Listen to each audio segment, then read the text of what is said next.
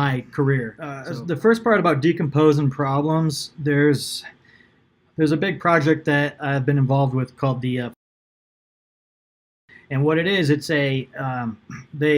upper management wanted us to figure out how to fill all the backorder holes in certain strands across the globe, and it was a very vague tasking.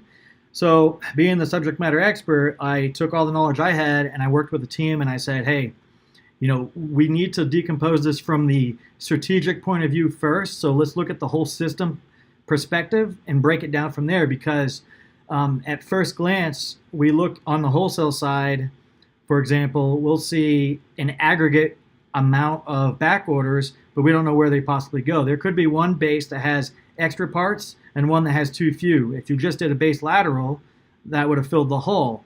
But from our perspective on the wholesale side, we only see the aggregate amount, so we don't even see a hole there. So as we approach this problem, we start decomposing it into all those little pieces and make sure we don't duplicate any data. And we definitely approach it with mathematical formulas.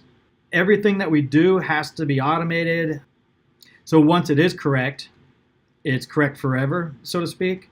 So part of the decomposition is to verify, validate, and double validate your solution. Your first data analysis is always a bad one, right? So the first time I did do this with another person on my team, we worked together kind of modularly that connected together.